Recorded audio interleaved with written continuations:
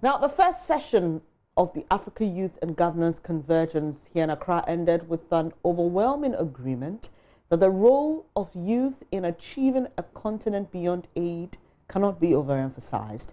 The program, which began 10 years ago, seeks to, among other things, groom a new crop of generational thinkers, and Ghana is hosting this year's edition with 44 countries from Africa representing. Nancy Emefa-Trajosi was at the session earlier. Here's her report. The third day of the African Youth and Governance began with a plenary session on the theme, Nurturing Strong Intergenerational Systems to Build Africa Beyond Aid. Delegates from 44 countries in Africa, plus some members from the diaspora, had a lot to look forward to. Head of Youth Bridge Research Institute, Professor Ransford Jampo, in his opening address, noted that the AU's agenda of becoming a continent beyond aid by 2063 cannot be realized until issues of marginalization of young people and high levels of unemployment are solved.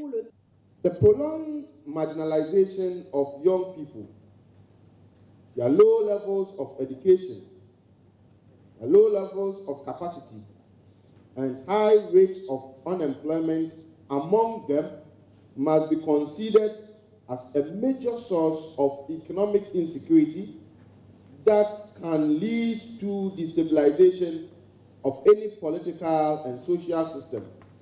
Meanwhile, during the panel discussion, many youth holding major positions across Africa and around the world shared ideas on how to make the African continent better.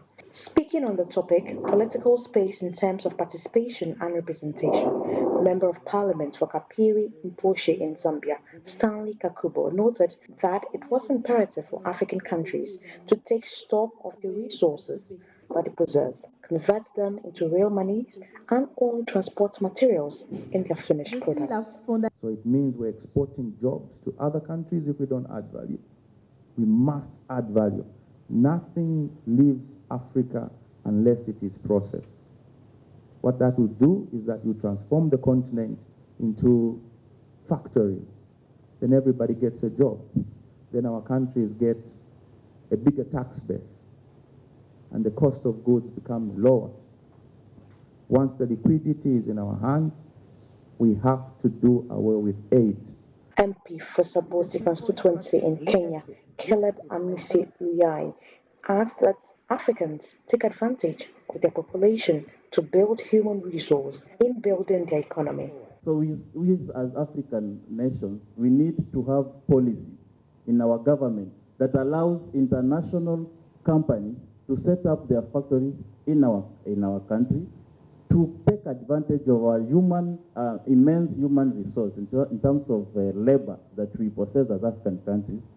We learn their technology and we start replicating it. Minister for Africa and Nova Scotian Affairs in Canada, Tony Enns, also charged government to create space for young people to participate in governance. We need to, in order to create meaningful change, I think governments must create spaces, really, for young people, for partnerships, and for mechanisms that will allow youth to be able to share their voice.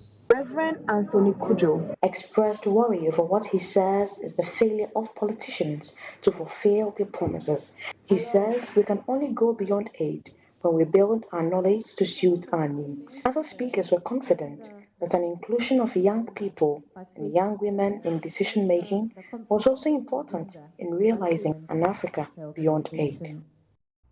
Nancy Emefa-Trajosi with that report. You're watching News Desk. Coming up shortly in business, government urges more private sector participation in the agric sector to further drive development. We've got details shortly.